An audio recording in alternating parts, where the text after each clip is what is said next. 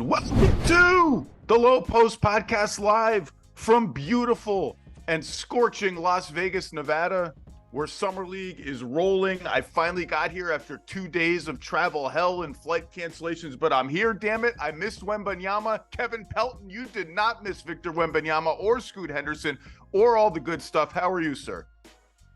I'm doing well, and glad you made it through the flight delays. I had a similar experience coming back from the East Coast a few weeks ago, and it was not so fun. You know, once you travel with a child, delays and cancellations when you're traveling by yourself are just a piece of cake, really. Like what delays with a little baby, that's bad. That sucks. The delays by yourself, just get my laptop out and do work. I did watch Wembanyama's second game from the lounge of the TWA hotel at JFK Airport since my flight got canceled.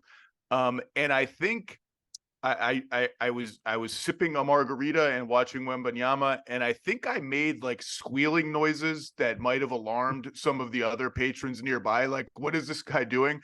Obviously he had a shaky first game, and the stupid, we don't need to do the thing where like 4 people say dumb things after one summer league game, and then there's like 100 columns about these 4 people who said dumb things. You can just ignore the 4 people and not write the 100 columns and just move on with life. And he had a great second game. So you watched him up close. What stood out to you seeing him up close in an NBA setting? Yeah, it was interesting. What you were doing, I feel like, was my reaction a lot during the 2 games he played against G League Ignite, watching those on TV back in October.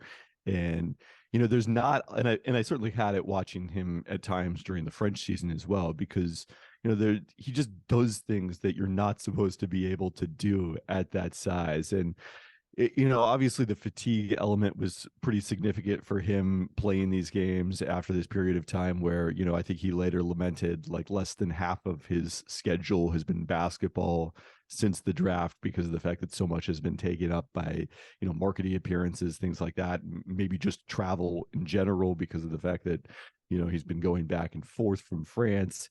And the other element was I do think, and this maybe surprised me, that there maybe was some degree of nerves, you know, playing in front of a large American audience for the first time.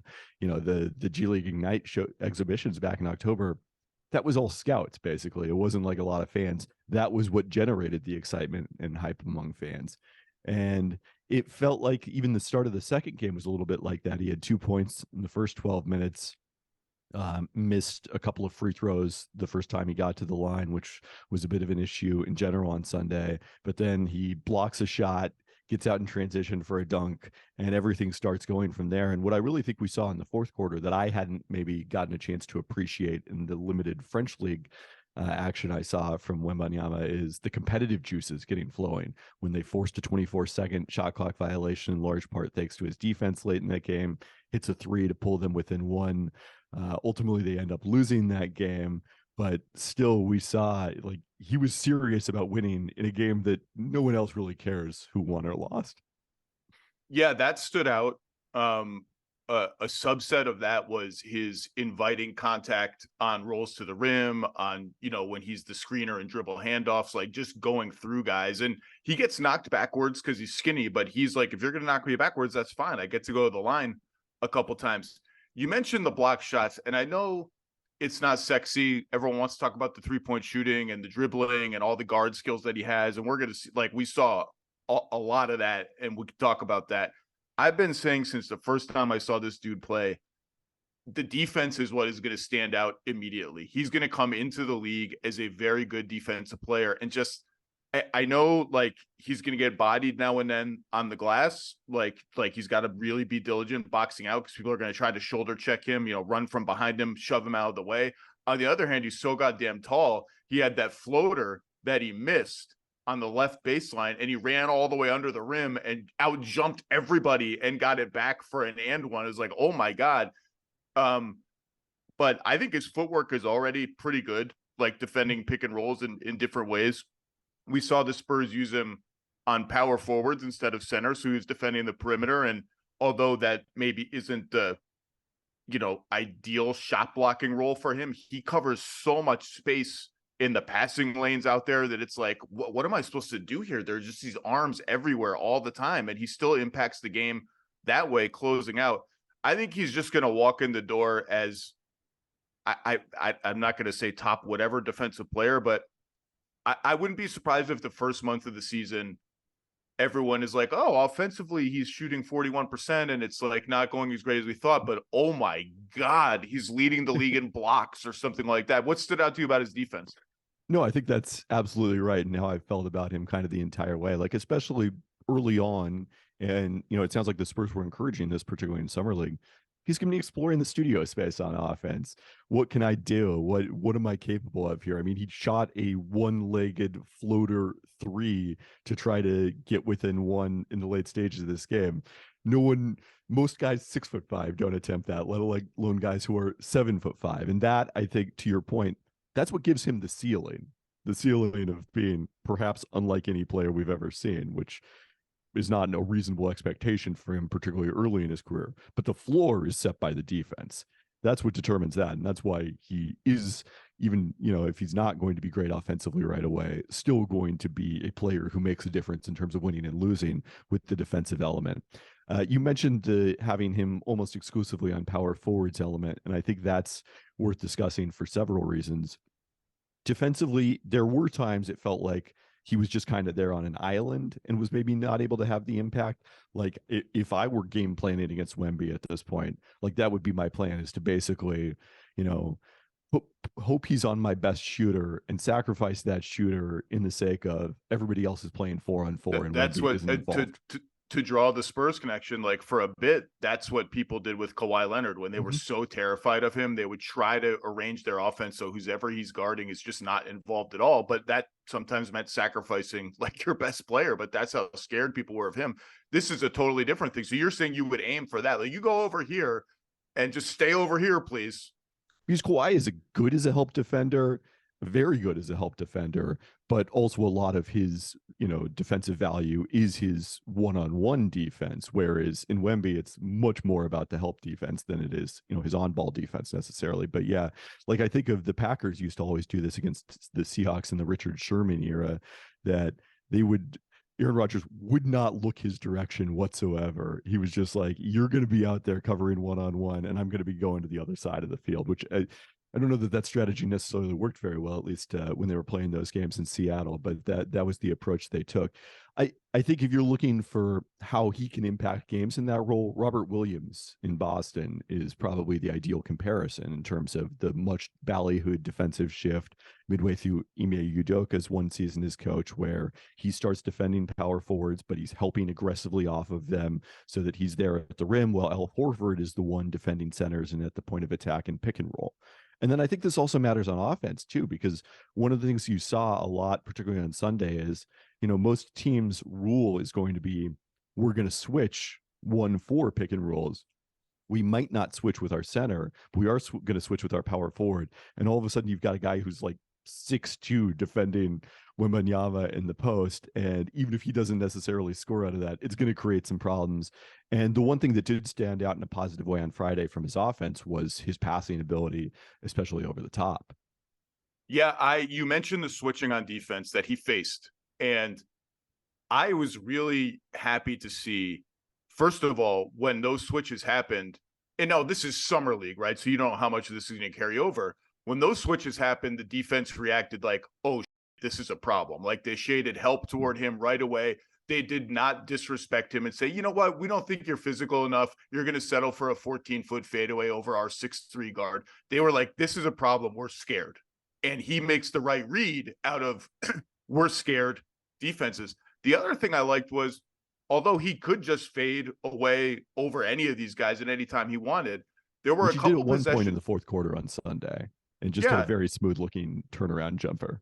But there were a couple of, like, there's a difference between fading away for a 16-footer and kind of doing what Jokic does, which is like pivot, and just like get to a comfortable little 8-foot hook shot or floater. And he had a couple of those where I like that you at least kept the space that you had earned. You didn't surrender any space. So you got close to the rim and made it still an urgent situation. There was another play. This is the feel stuff. There was another play where he screened, he rolled. I think there was a switch. They couldn't get him the ball. So he's now down on the block and he's like, all right, that's it. That didn't work. Comes out, sets another screen, pops for a three. And the defense is like, whoa, he was just over here. He's over. And it was an open three on the left wing and he made it. And the passing, the versatility, like the guy is, it's like the offense might not be as efficient as people hope right off the bat, but I have not seen one thing.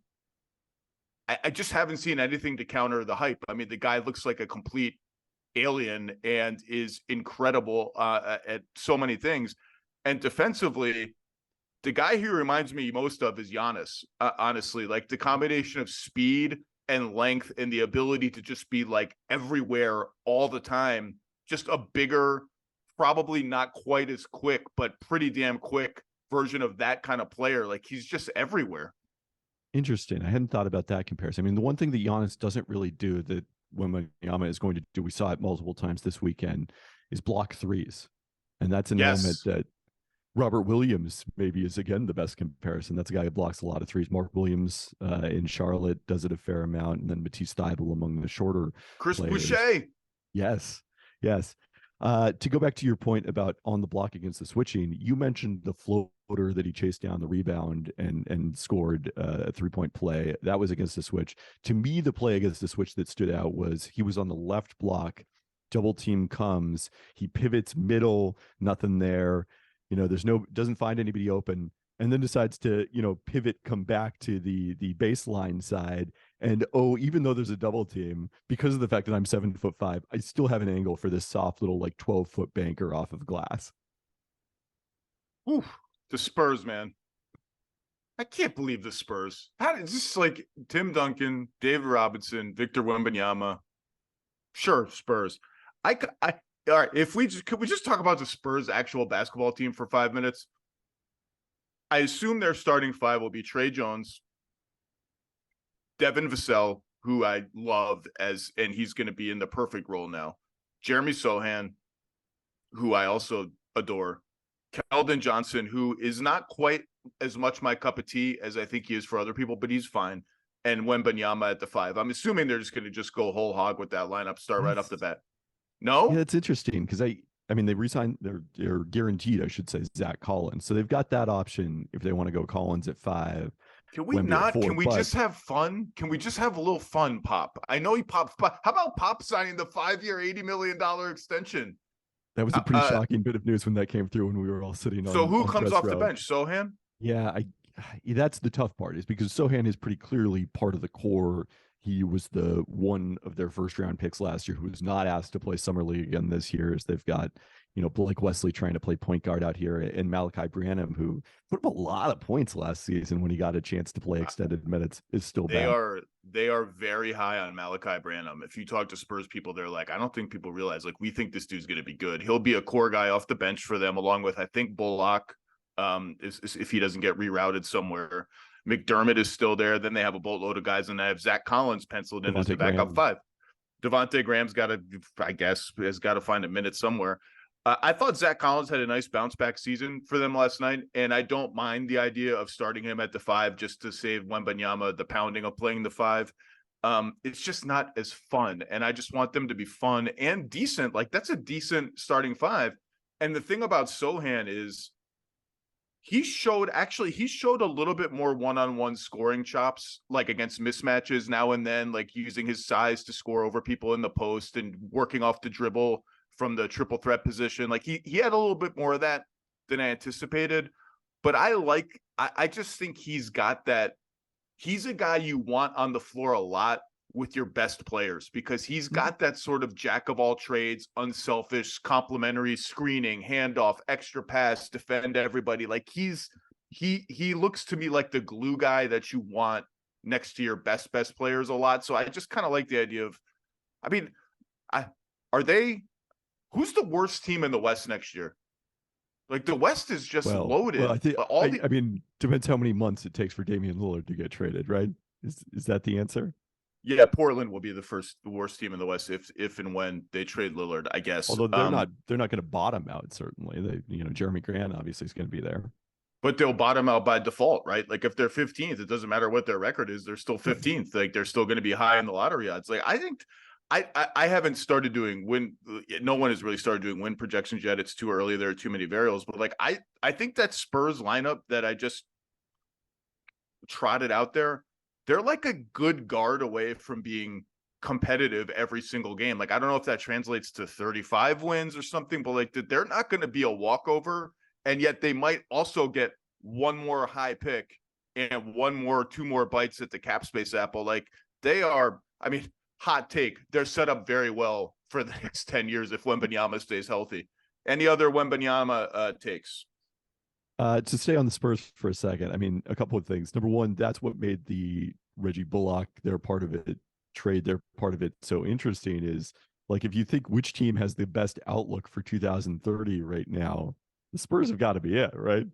You're alluding to the fact that they acquired an unprotected pick swap from the Dallas Mavericks in 2030 on top of their, I believe, top one protected pick swap that they have from Boston in 2028. Now Boston is pretty well set up to be good for a long time, and they've got extra picks from Atlanta, other teams. Like they are, I mean, we don't know what they'll do. They've generally been a build from inside, slow build kind of team, but they're really well set up. But I like that they slow played it a little bit off this offseason. They wasn't, I mean, even though the mentioned Lillard possible connection because of his respect for the organization, that doesn't seem likely to happen. And I think they're going to see what they have for a year, see what pieces that they need to build around it. And then summer of 24 is when you probably start to press the gas pedal a little more on this team in terms of trying to win now.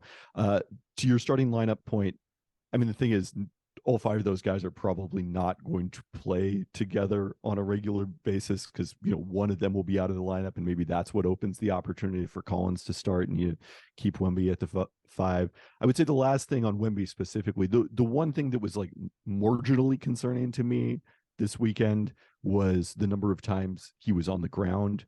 I think that's probably more a function of, fatigue and that element of it than necessarily the NBA players, that he's playing against, because we did not see that a lot from him watching him in France or even in those Ignite exhibitions.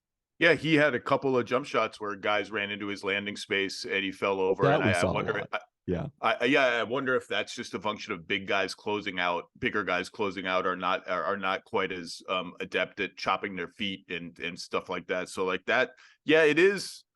Those landing spot things, whether they're illegal, not illegal, clean plays, like those are always the ankle. That's what worries you about those plays. All right, let's switch gears because freaking Spurs, man. Well, usually they're on the other end of those plays.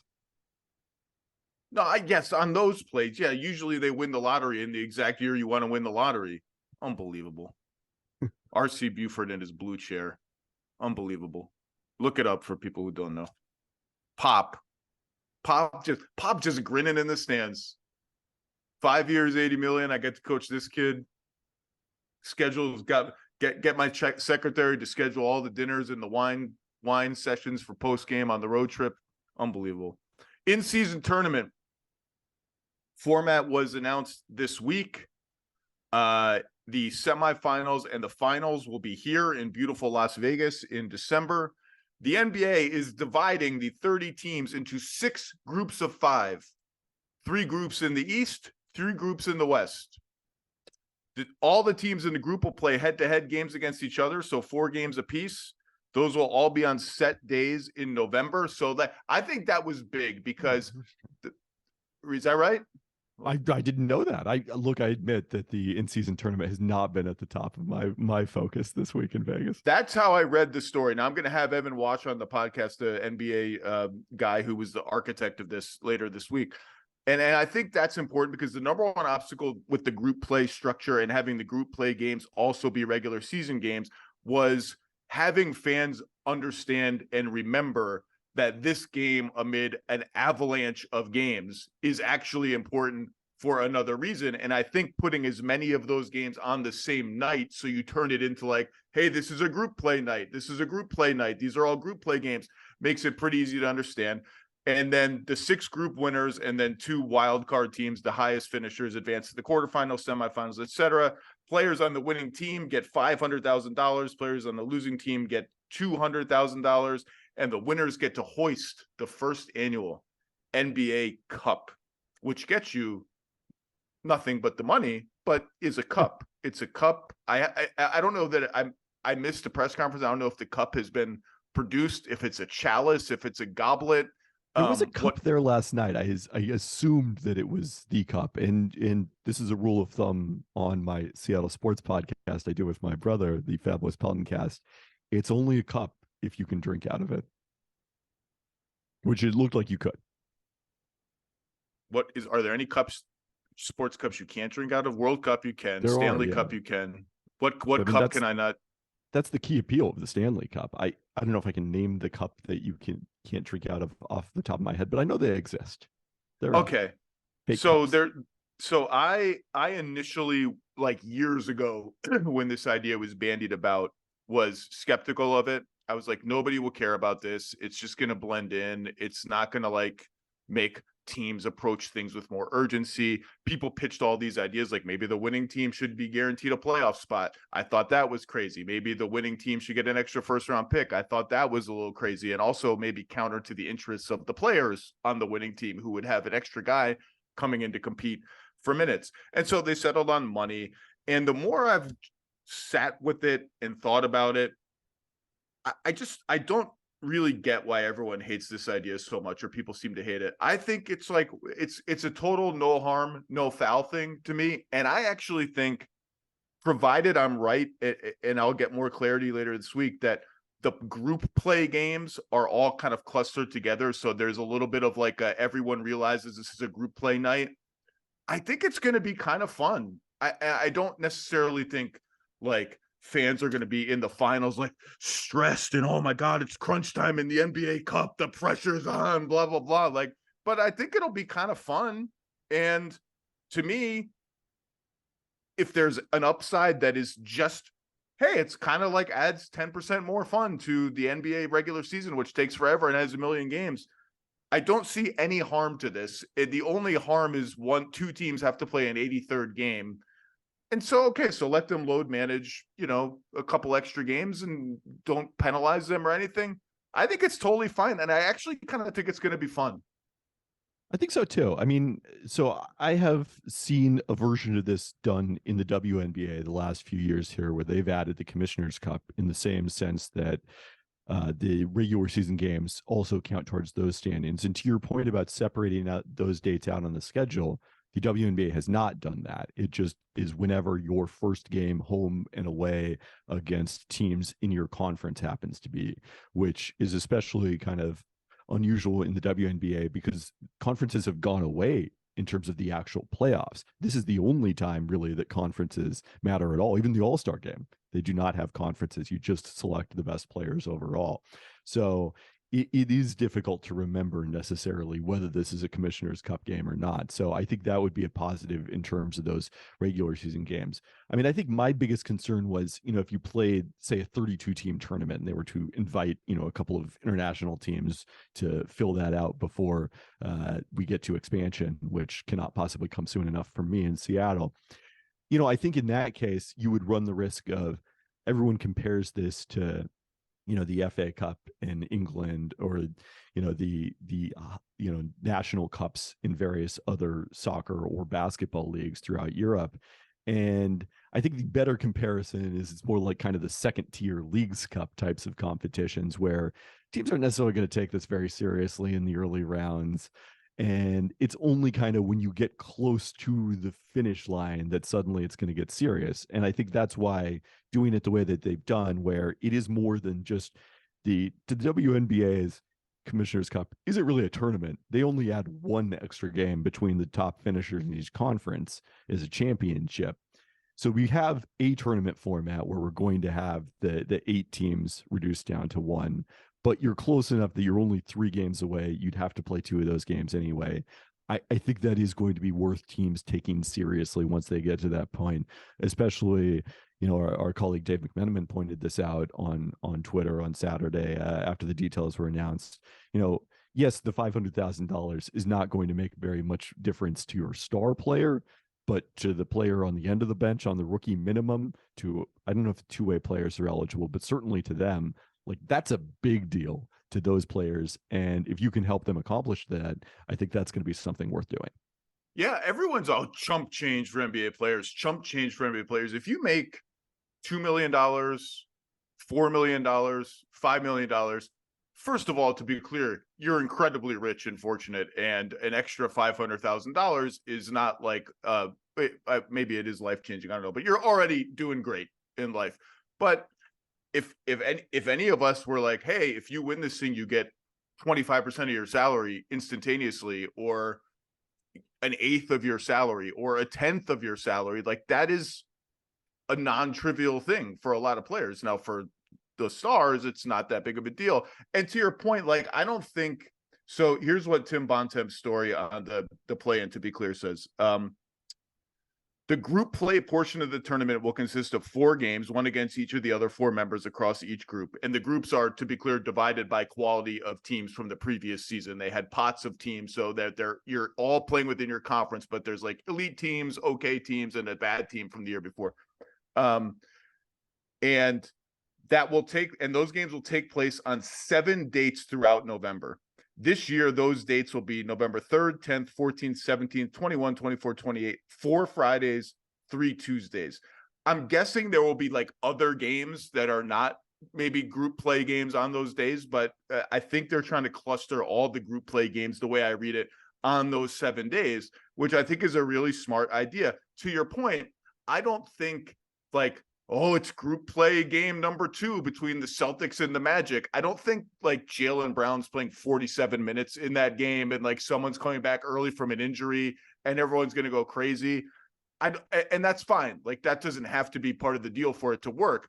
I do think people will sense like there's kind of a fun thing at stake here, and it's easy to track the standings. It's 4 games, like, and you can kind of bulletin board where they are. I think it's going to be a little bit more user friendly and less confusing than it seemed at first. And I'm pro fun. It's going to be fun. Like the semifinals and the finals in Vegas will be fun. And the NBA Cup, cool. Let's try it. What's no harm, no foul. I will say this though, Kevin Pelton, and I'm going to sound like old man yells at cloud. Evan Wash in this article, and I'm going to grill him. I'm going to put the screws to him on this, mentioned the name NBA Cup. And how maybe down the line, sponsors could come in and there could be a renaming. I don't want this to be the Kia presents the Sprite, Taco Bell, Poulan Weed Eater Cup.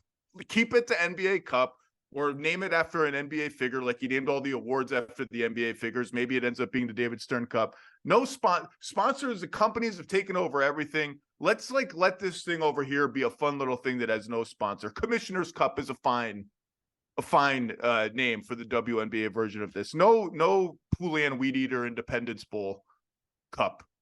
That's my only. I kind of assumed it was going to be named the David Stern Cup. That would be from the get go what they would call it. Especially did Stern have any of the awards named after him? The trophies named after him last year? They named so many things. I lost track of who got one and who didn't get one. I did a whole podcast about this and like hot take. I think Tim Duncan didn't get one and I was upset about it. And now I just don't even remember who got what. I was at a dinner last night trying to remember who I voted second team all rookie. I was with an agent and we were talking about one of his clients and I was like, I don't know. I don't even remember. I have a fun one for you. I'm going to spring this on you. Ready? Okay. In-season tournament related, but not really. I was out to dinner with a buddy of mine last night who works for a team, and I had forgotten that I think him and another one of our mutual NBA connections had come up with this idea for a fake tournament that we thought would be a very fun event to see.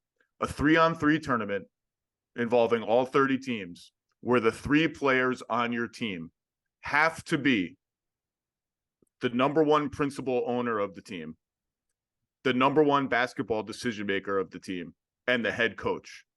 And back in the day, it was like, we just thought it would be funny if those are the 3 players on your team, like who would win, who would be the worst team, who's the worst possible player that you could have. And back in the day, it was like, well, it's Charlotte. Like as long as Charlotte has Jordan, it's over for them. Well, Jordan's 60 now, I think. Jordan, Mitch Kupchak, Steve Clifford feels like a vulnerable team. Off the top of your head, do you like this idea? Should we do it? And who is a strong team? Of course, I like this idea. The team that comes to mind, and this is strange to me because I legitimately had a dream the other night that I was a former NBA player.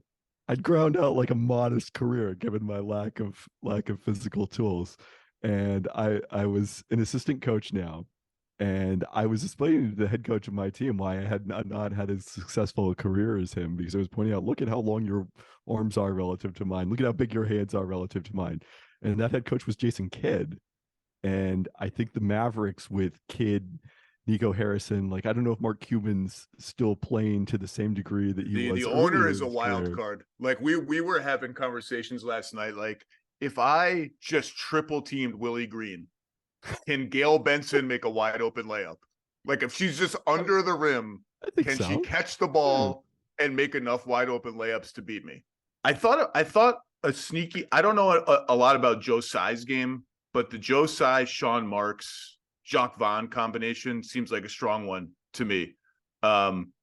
Wick Grousbeck, I think at least is very competitive and feisty. Him and Brad Stevens and Joe Mazzulla, that's a strong team. Those might be my two betting favorites, unless Michael is still good enough and still insane competitive enough that he would just be like, no, I'm single-handedly winning this for us. And still the principal owner is he has reached agreement to sell the team. I think that's the other wild card here. Your producer Dan points out Matt Ishbia was not that far removed from playing as a walk-on in college. I think you're right to hone in on owner is the biggest variable. Golden State, especially if like strong Joe team Lacob still plays, but especially if Kirk Lacob got to play. I've played with Kirk, and you've got Steve Kerr and now Mike Dunleavy Jr. in that GM spot. Not that Bob Myers was any slouch. I've also played with him, but that team also comes to mind for me. I think it has to be Joe Lacob. I think we have to just have no exceptions. It has to be the number one guy listed as the first governor of the team. I don't know if Steve can move around well enough anymore after all the back problems, but does he need to? Yeah, his ability as a stand-up shooter is speaks for itself. I just thought this would be a fun idea. Those would be. There are some teams that are clearly going to be weaker than others. We had a whole discussion about would Vivek Ranadive derail Sacramento's chemistry because he wants to be the guy? Like, is he because he wants to take all the shots because he thinks he's in better shape than Mike Brown and Monty McNair? This is what you do in Las Vegas. Vivek is trying to have them play 3-on-2 is the joke here, right? Oh yeah, the 4-on-5 defense. It was a butt dial. Panic for no reason. 3, 2. So cut that out, please, guys. 3, 2, 1. All right, that's the end of my Zach Lowe Cup discussion. I think it would be a fun idea and do monster TV ratings. And we had a lot.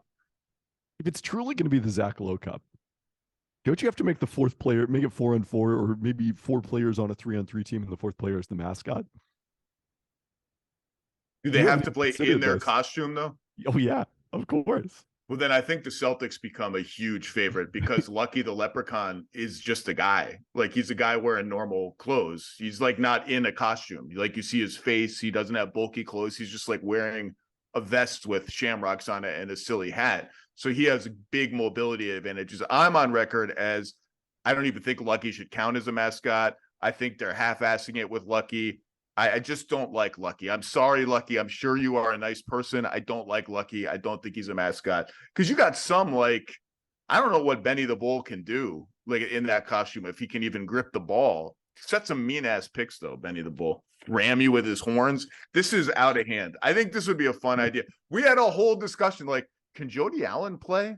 Like, Jody Allen, Chauncey Billups, Joe Cronin used to play in college. I think he's pretty tall. Like, but Jody Allen, can I throw her the ball? I don't know. It's like, can she guard anybody? Can I hide her on defense? Anyway, I asked you to pick one team that you thought their offseason had been under-discussed, or you found yourself outside of conventional wisdom a little bit on analyzing their offseason. Please pick that team. So I went with the Cleveland Cavaliers because I think this is an important offseason for them. This was their big opportunity to go out and add to this roster after putting it together with the Donovan Mitchell trade so late in the game last offseason and not really being able to do anything substantial with the trade deadline. They created the ability with the sign and trade involving Max Strus to basically spend almost all the way up to the luxury tax line.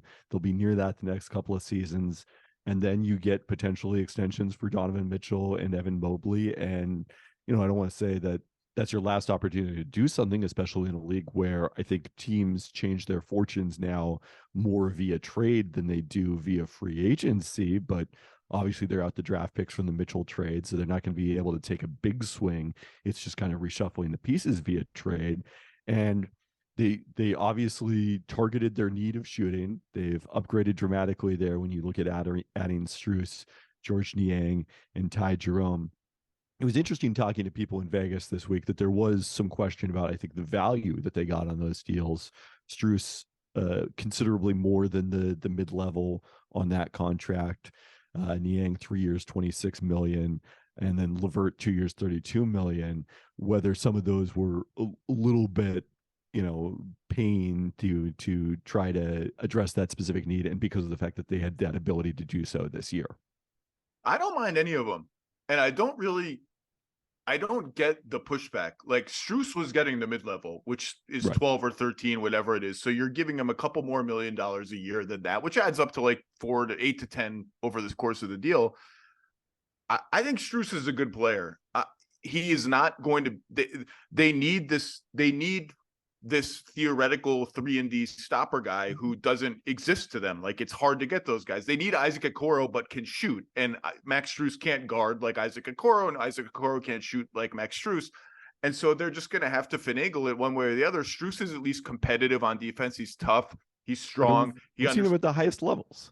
Yeah, he understands game plans. He executes them. Like, he's not a sieve defensively. He's fine, and he can really, really shoot. I know he slumped in the playoffs last year. I think he's a good shooter. He might not be a great shooter, might not be like a better shooter than Duncan Robinson, but he's a good, solid shooter. And at that money, I'm totally fine with that deal. Like, I don't really understand the pushback on it. Niang is, $8 million a year.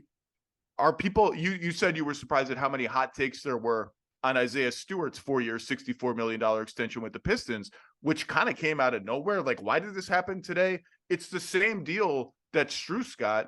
Mm-hmm. And at least I'm pretty confident Strus can start on a playoff team with the right surrounding talent.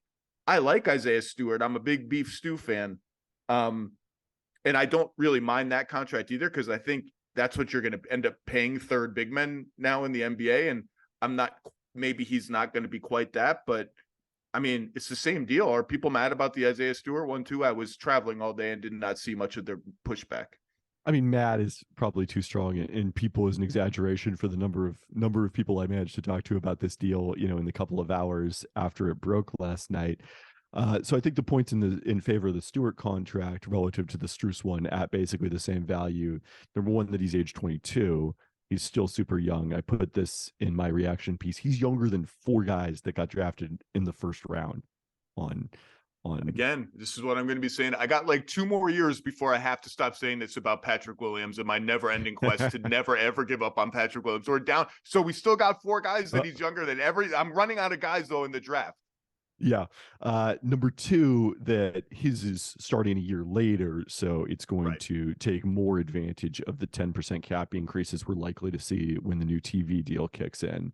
But to your point, yeah, Strus, like, they weren't going to get a better 3-and-D guy than Max Strus this offseason. There was no chance of getting a better small forward to fill that need. I think you do worry, are you going to need to play Okoro against some of the bigger wings because of the fact that Strus just isn't quite big enough to guard them? Because in Miami, he wasn't tasked necessarily with guarding the opponent's best perimeter player. Jimmy Butler was doing that. I honestly think that in time, a portion of those assignments are going to go to Evan Mobley when Jared Allen is on the floor. And so when Jared Allen is back there to protect the rim, things change if Jared Allen's resting, and it's like the Niang Mobley front court, and you need him back protecting the rim. I think Evan Mobley will be ready for that in doses, and you put Max Strus over on, whoever Max Strus can manage to guard or hide on, or what Al Horford even, or a guy like that, to use the Boston example of Brown and Tatum. We'll see how often they do that. Yeah, it's not ideal. I think Niang at that money is fine. Niang's a really good shooter who moves his feet a little better on defense than I think he's given credit for, and can play with either, probably not both, but either. Yeah, I mean, we'll see it at times. They'll go super big just to try it, but either Mobley or Allen. The concern is what it means for friend of the pod, Dean Wade. Yeah, Dean Wade. Oh, that was a somber Dean Wade. Oh no, I can't even bring myself to do the jingle, because it's been a rough 6 months in Dean Wade land. I still have faith in you, Dean Wade. I still have faith. I can't do the jingle. I can't do it. Don't have it in me. And the LeVert deal, 2 years, $32 million. It reminds me of the D'Angelo Russell contract, which is like, clearly this is okay. Let's just bring this guy back. It's manageable money. He does. I know everyone's like, he's a bad fit with Mitchell and Garland, too many ball handlers. At times that's true. At other times, like the only playoff game they won against the Knicks was because of Caris LeVert's ability to handle the ball and set screens and work as a sort of middle playmaker in that sense. Like, it's not bad to have a lot of guys who can do stuff with the ball. His shooting hasn't gotten to the place you hoped it would be if you're Cleveland. It's a totally tradable contract if he has a decent year and somebody needs an extra ball. And like, I like all the deals for Cleveland. I had them as a clear one of the winners of the offseason.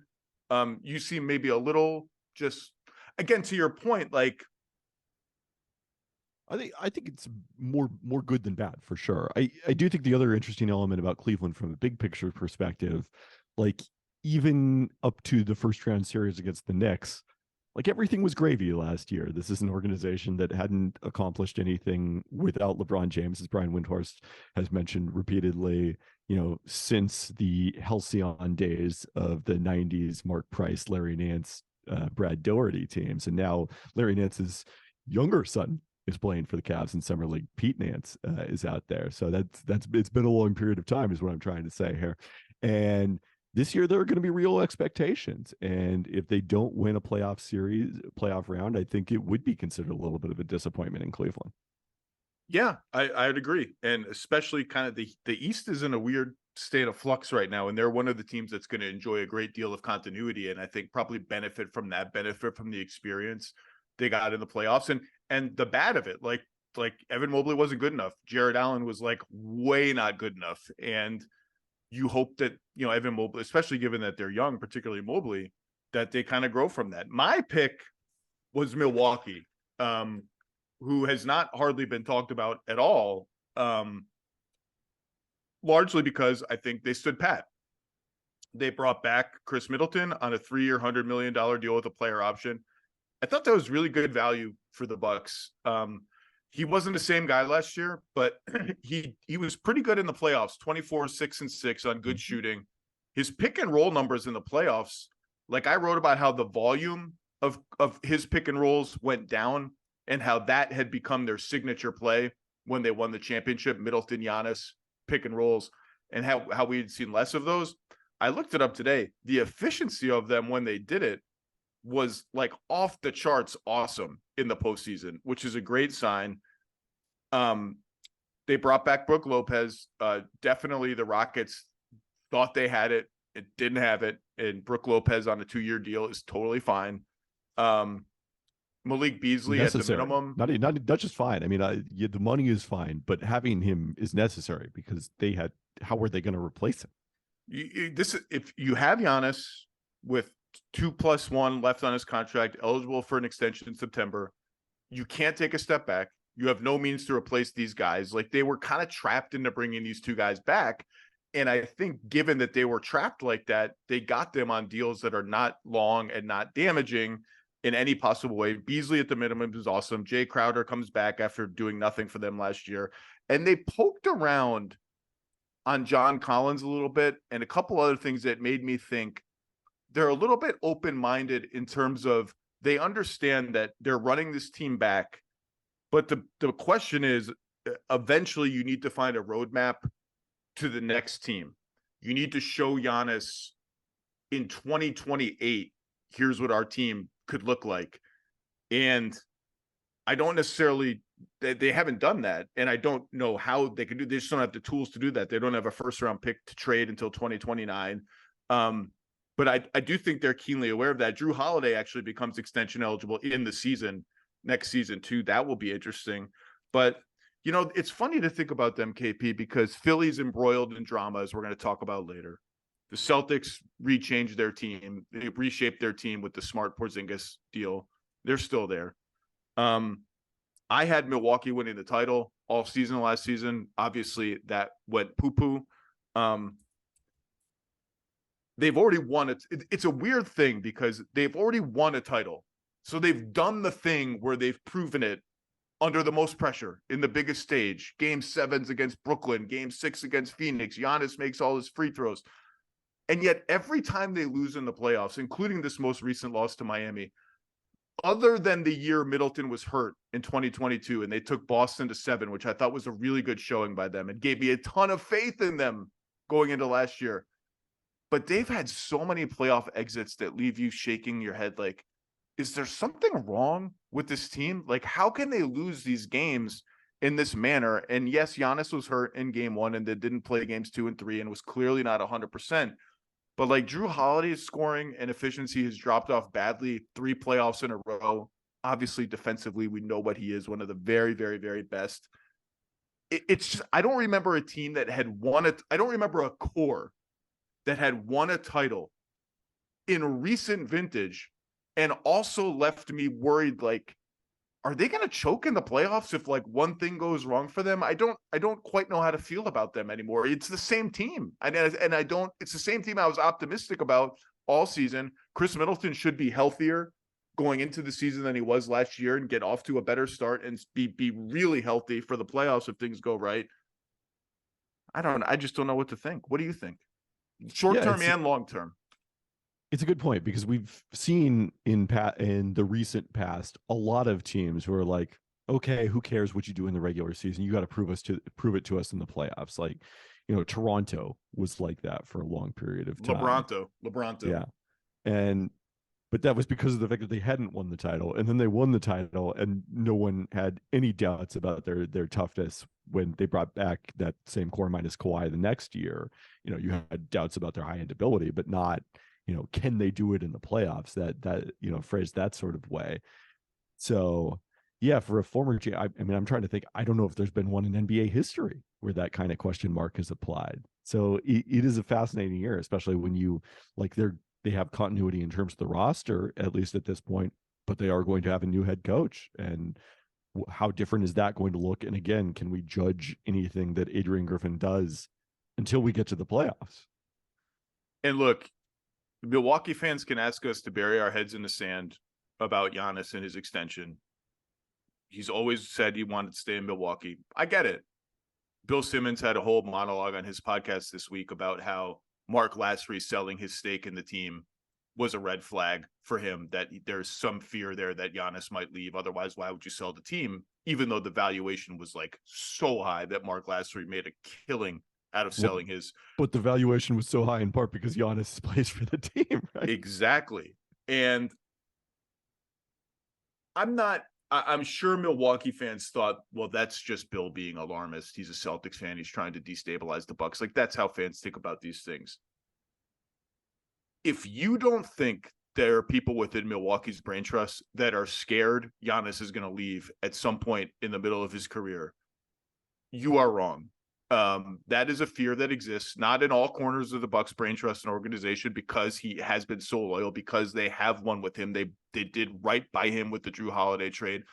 But almost every team, other than probably Denver, operates with an umbrella of fear that if things go badly, this dude could leave and we're screwed. And you know, look, they're getting older around him, and I don't know what young talent in the pipeline is going to hit. Maybe Marshawn Beauchamp makes a leap this year. They just put AJ Green onto a standard contract. He can really shoot it. They're clearly looking around, I think, for ways to get more athletic. The kid they draft, Andre Jackson from UConn, is an example of that. So maybe they'll hit some of those, but you know, the roadmap is is a little murky, and that's just what happens to championship teams. You have to kind of get older to win championships and trade your picks to win championships, and so the roadmap is a little murky. That's all. Yeah, I mean, it would be malpractice for them not to be worrying about the possibility of Giannis leaving. Now, you don't want to do that to the point where you suddenly become so short-sighted in your moves that you actually cause him to leave because of the fact that he looks around and says, how can we possibly win this going forward? Andre Jackson Jr. generated a surprising number of takes here, talking to people. I loved watching him play at UConn. It was absolutely the kind of guy I want on my team in terms of the winning plays. The shooting has remained a struggle so far during summer league, and maybe hasn't been able to do as much with the ball in his hands as I kind of expected based on what we saw at UConn, where, early in the season, he was their de facto point guard. We'll see. Bucks. I mean, if I picked the Bucks to win the title last year and Giannis got hurt in the playoffs, I should still pick them to win the title this year. But a lot of things have changed, including Denver ascending, Phoenix remaking its team. The LA teams and the Warriors aren't going away. Boston remade its team. And the manner of those losses, it's just disturbing. And it makes you think, like, is there just something off kilter when things get tight? All right, let's switch to Dame. The Dame Harden landscape of unhappy guards, the nexus of unhappiness. Joe Cronin yesterday spoke at Summer League while I was on a 3-hour layover in Salt Lake City about this if it takes months, it takes months. I hope that's how he said it, but I don't think he said it that way. That this could take a while, that it would be very helpful if Damian Lillard opened his wish list beyond a singular team, the Miami Heat. And that this could take a while. And the buzz going around Vegas is they are not entirely bluffing when they say, if he's on our team in training camp, he's on our team in training camp. We're okay with that. Maybe they are, maybe they're not, but that's certainly what they're signaling. And clearly there's been no progress at all, so to speak of, with the deal with the Heat. And so just here we are. I don't want to debate who's right, who's wrong. I think everybody's right. And I did this last week. I don't want to debate the available packages and fake trades. I've already done that. What's interesting to you about this? And I know I asked you, is there a Dame take or a Dame opinion you have that you don't feel like has been aired or you haven't said? So I guess start there. You asked me if there was a Dame team, I think, a wild card Dame team. And I responded with that because, so one of the things that often comes up in this conversation is, number one, all these teams can make better offers than Miami. And yeah, that's great. They have to make the offer. A lot of people can do things. The making the offer is what actually counts in this one. And the reason, if I were a team that were not, I can't say on Dame's list because Dame's list is one team, but a team that we feel like Damian Lillard would be amenable about getting traded to, and a team that's capable of contending for a championship right now, my fear would be, okay, let's say I trade for him and we're competitive, but we're not a championship contender. 2 years passes, Damian Lillard, in a place he did not want to come, on a team that is not yet contending for a championship, says, I want out of here. And now all of a sudden you're trying to trade him. I believe, 2 years would be 35 right at that point. On an expiring $60 million deal, or entering the last season of he'd have 2 years left, right? I guess. Okay. Yeah. Just be entering that option, which we have it on the books, or that extension, I should say, which we have on the books at a certain number, but it can still go up with the cap. Like, one of the things, like a lot of the contracts you see signed now, the argument for them is, yeah, today it might be this percentage of the cap, but the cap's going up. It's going to be less in a couple of years. So that applies to like the Strus and Stewart contracts we were talking about. Because of that Dame extension, he won't necessarily get bumped up all the way to the 40% max or the 35% max in the next cap, but he can certainly get very close to it. So the rising cap actually increases Dame's extension, and he probably won't still have been a top 10 player the previous year as he is right now. So I think you're going to be trading him at a loss if you have to retrade him in 2 years. So if that possibility exists, you have to be good enough to win a championship right now for that to make any sense whatsoever as a move. And, look, I know the list is one team, but teams sometimes have to, if you really want Damian Lillard, if you're that team and you really want Damian Lillard, like I would use Boston as the best example. And I'm not saying they want Damian Lillard. Everyone knows that they have a fake trade package, Malcolm Brogdon, Robert Williams, 3 picks, 3 swaps, whatever, that can compete at the very least with what Miami's best offer is, if not exceed it, probably exceed it, but 6 of one, half dozen the other. Not Jaylen Brown. I keep saying this. I just don't think that trade makes a ton of sense for either team. I think it makes actually a little bit more sense for Boston, this theoretical Jaylen Brown, Damian Lillard swap, than it does for Portland. But I don't see that happening. Jaylen Brown is going to get the Supermax. As I said last week, I think they're haggling over the fringe stuff, trade kickers, things like that. But if you're a team like that, any team, pick a team, I don't care. Like, you're going to get a chance to meet with Damian Lillard. That's going to be part of the process. The Blazers should let you meet with Damian Lillard and his agent and try to sell him. Like, if you're a good team and you have confidence in your infrastructure and you think you can actually take a shot at it for multiple years, not 1 year. This isn't Kawhi, who's an expiring and you got to win the title that year and he walks. Try to sell yourself. Bet on yourself as a team. Bet on yourself can apply to teams too.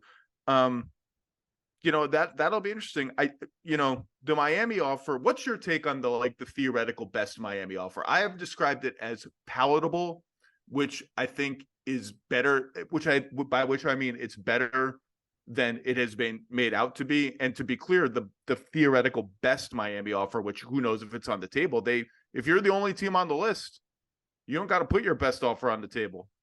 But it's Hero, pick another high salary from their high salaries. I amend the Thunder pick that I owe so I can throw in three firsts, unprotected, 24, 28, 30, I think, or something like that, whatever they are. Jovic, Jaquez, so my 2 most recent first-round picks. That's a lot of stuff. And those Heat picks far out, I know everyone assumes the Heat will be amazing as long as Riley's there. They've had down years before.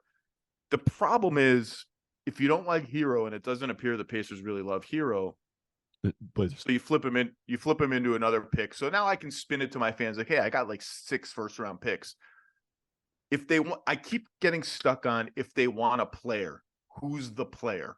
And if it Hero would be the player, like the young building block player, and they're already well stocked with guards, so maybe they don't want another guard.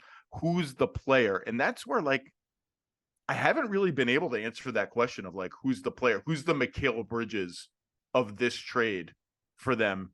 I don't Maxey is an answer that has been used by lots of people. We can talk about the 3-team, trade where all of this gets wrapped up together with the Clippers, the Sixers, and the Blazers. I think there are workable versions of that for sure, where Harden goes to the Clippers, Dame goes to the Sixers, a whole boatload of stuff, including Tyrese Maxey, goes to Portland, and maybe a Norm Powell or something comes to Philadelphia. I don't know, something like that. I think there's workable versions of that, but I haven't but Maxey's a small guard too. He's better than the small guards Portland's got. Maybe Scoot looks like he's going to be a stud. I haven't found the player. You know what I mean? The guy that is going to be my Mikal Bridges. I do wonder to what degree the excitement about Maxey relative to Tyler Hero. And I think the one big difference is Maxey, I think, is capable of playing point guard and Hero isn't.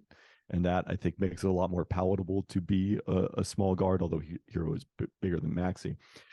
I wonder how much of the relative excitement is the fact that Maxey is still in the last year of his rookie deal, and his salary could be anything next year, even though we know it's probably going to be a really large salary, whereas Hero already is locked into that salary, and we're thinking of it at that number. And contracts change the way that we think about players, not just about the contract, but about the player themselves, probably more so than they should. Who that guy is, I don't know that I see it. I mean, I think if I were running Portland, the Mikal Bridges is not out there. That deal is not happening because of the fact that Damian Lillard is not Kevin Durant. I don't know if I would be as concerned to that because I already have the guy that is the guys that are my North Stars in Scoot Henderson and Shaedon Sharpe. I think that's what gives them the ability to make a deal that is heavy on picks and light on current talent in return, especially because if those are your two guys and they're, 19 and 20 or whatever Scoot and Shaden are, we shouldn't be trying to win right now. We should be accepting that there's going to be another year or two of hopefully will be fun, will be very exciting. Look, I'm saying this is someone, a lot of people don't have anything invested in the Portland Trailblazers future. That's where I go watch games. I do have something invested, and I would feel a lot more comfortable going to games next year without Damian Lillard there, knowing that Scoot and Shaden are going to be really fun to watch, even if it isn't necessarily translating to wins. Yeah, I think Hero has become underrated. He's a very good offensive player who do a lot of things offensively, and he's an elite catch and shoot 3-point shooter. I mean, over 40% every year, sometimes by a lot. And actually, I've said this before, like I like it better when he reorients his game towards being a little bit more Klay Thompson and a little bit less I want to be point guard Tyler Hero. But the fact that he can do all of those things at a decent level, I think he's a really interesting offensive player. Like I comped him when I wrote a piece about Tyler about a year ago, and I comped his upside to, I think he could be like a CJ McCollum type of scorer who's never an all-star, but is a really good player and can be the third best player on a great team if you have the right pieces around him. And I think that's like a good player. And maybe that's strikes people as like wildly optimistic, but if you look at the numbers, it's not. Like he's already a 20-point scorer. He's a good passer. He's a good shooter from mid-range and from three. Okay. Now there's suspense. Like my assumption all along was this will be a long drawn out process. And I'm sorry, Dame, but that's the trade-off you made when you signed an extension with Portland, is this does not get to unfold on your timetable. But my assumption, and I guess if you ask me to bet now, would still be that it just takes a while and Portland extracts enough out of Miami that everyone can be happy. And the Heat will certainly fight to keep Jaquez, who's a win now player, and fight to keep a swap or a pick. Like that stuff matters. My assumption has been that that's where we'll end up. But every day that goes by, every week that goes by, like who knows, right? But I don't know. If you were a betting man, would you still bet on the Heat? I would, for the reasons I laid out at the start of this. And I would say, I don't think that they're bluffing. Like, certainly everything that Joe Cronin said yesterday is what you're hearing from everyone behind the scenes, that there's no traction with other teams, that, that this could take months, that they're happy to wait this out, and they don't feel comfortable making the Miami offer, at the very least as it is right now. I will say, it's one thing to say that on July 11th. And it's another thing to say that on September 11th, when training camp is 2 weeks away, and you're staring at the prospect of actually doing it, and also the actual challenges of making the trade become greater in season. You can't take back, so many guys that it pushes you over the roster limit. Like you have to start cutting guys if you make this trade, after the season starts. You do it in training camp still. Those challenges are why the Donovan Mitchell trade got done when it did. So I think it's easier to take that position, even if it's a legitimate position now, than it will be when training camp is staring you in the face. And you wonder if the Lillard thing is holding up the Harden thing. Mm-hmm. If there's a point where the Sixers and the Clippers engage or re-engage, if they've really I think they've engaged, but I don't think it's gotten so serious. If they say, okay, this thing is just going to take too long, let's do our own separate thing. If there's even a palatable deal with the Clippers that the Sixers would do, I think there probably is, but I don't know that deal is palatable to the Clippers. And then the other name is Mark Stein and Michael Grange. Michael Grange, who covers the Raptors for Sportsnet, wrote a bang-on piece about this that I co-sign everything in it. Is Pascal Siakam. And you wonder, there's just so much Pascal Siakam noise right now. And I don't quite know what to make of it, because Toronto is a tough organization to read. They obviously kind of went forward and backward at the same time over the trade deadline and now the offseason, with Van Vliet going, but Pirtle coming and pick out the door, and Pirtle re-signing. I said as soon as Van Vliet left, I said this weeks ago before he left, that Siakam is the guy to keep an eye on, that if there's another shoe to drop, it's him. And the noise just hasn't really abated. Michael Grange wrote yesterday about how he hasn't showed up at Summer League, and maybe there's something to read into that. Again, I would read that column and and I think he was bang on. Atlanta is the team mentioned most often. Indiana has been mentioned with them. I don't. Well, we can talk about that. I don't. It's hard to make this fake trade work. And someone even said to me, like, if the Dame thing, Miami can't get Dame, would they end up going after Siakam with a similar package? That's a weird fit to me. Butler, Siakam, Adebayo, but talent is talent. I don't know what's going to happen, but this seems to be a so much smoke, there's got to be fire situation here. Start with Atlanta and Indiana. What do you think of his potential fit? Let's start with the Hawks. What do you think about his potential fit with the Hawks? And what the deal would look like who's going out, because that determines some of the fit too, right? Like who's left over. Exactly, because one of the players who's definitely not going out is DeJounte Murray, now that he's signed this extension, which was awesome for the Hawks that they got that done. But that flip made sense to me to some degree in terms of Toronto gets the ball handler that they need without Fred VanVleet. Obviously, they signed Dennis Schroeder as a replacement, but that's, you mentioned going forwards and backwards. Unfortunately, that's a way bigger backwards for Toronto, which is why I think they have to start considering deals for their guys who can be free agents next summer. I mean, they should have started it a long time ago, but now they really have to. In terms of matching salary, you could get there with either DeAndre Hunter or Clint Capella, and then you would have to have Sadiq Bey in there basically because of his salary. And then you could just put together the guys that Atlanta has on minimum contracts, some of which are still non-guaranteed. If you guarantee those, that would be enough salary to get you there. I don't know what that does for Toronto exactly. Like Capella makes no sense after they've just re-signed Pirtle. Hunter could be a fit there. You could certainly play him with their fleet of other forwards, but it seems like there's going to have to be more value than just Hunter and Bey, who again do things that a lot of their guys already do. Yeah, Hunter has got to be in any iteration of this deal. Just his $20 million salary is necessary.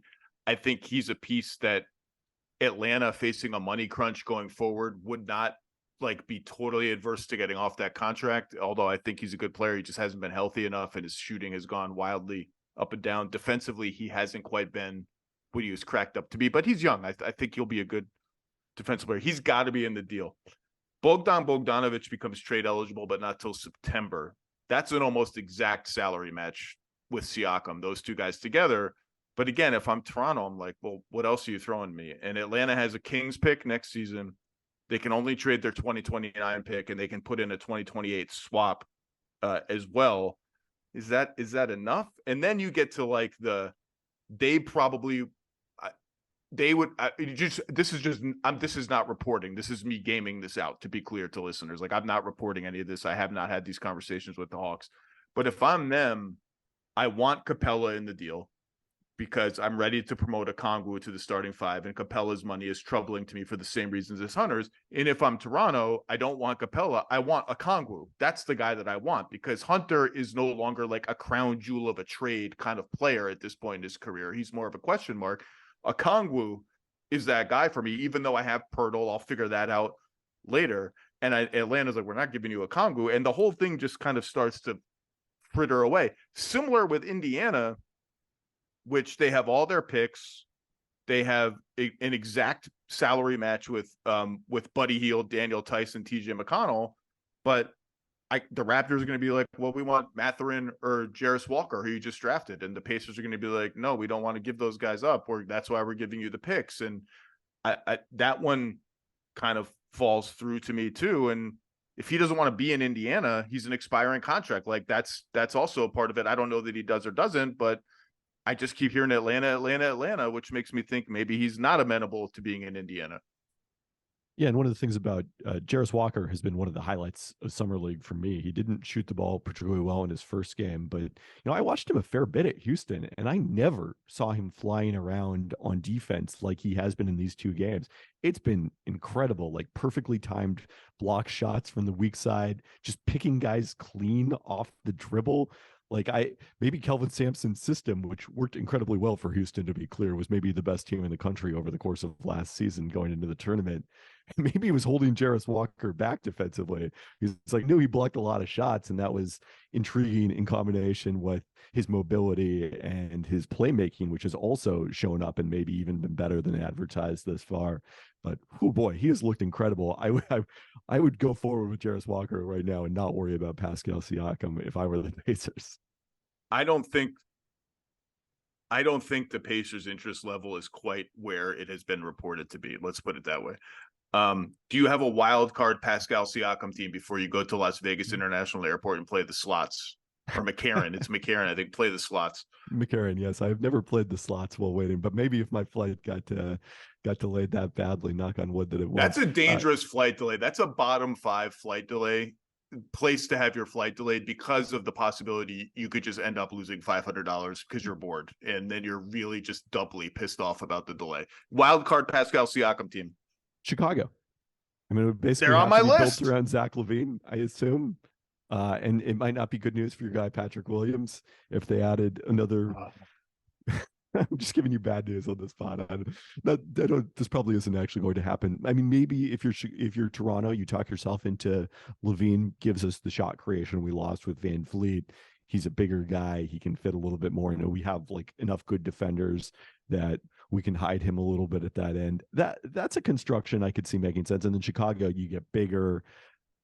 The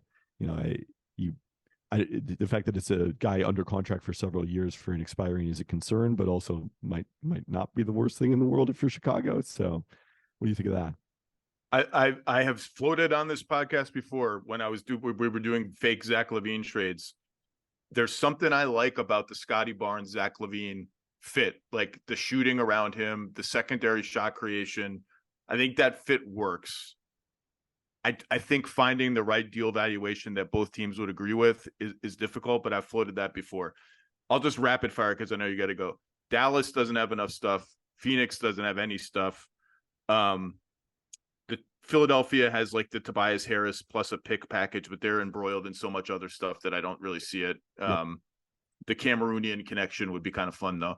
The most fun team, this is just too crazy, but it would kind of be fun if Oklahoma City was like Lugens Dort, Davis Bertans salary, a whole bunch of picks. We have so many picks we can't possibly use them. And let's see what we can do with this team. They just don't rush things like that. I mean, the Paul George trade was kind of an anomaly that fell into their lap a little bit. But like Shai Gilgeous-Alexander's ready to win today. That team almost made the playoffs. I know they're super young and they're getting Holmgren back and they want to see what that looks like.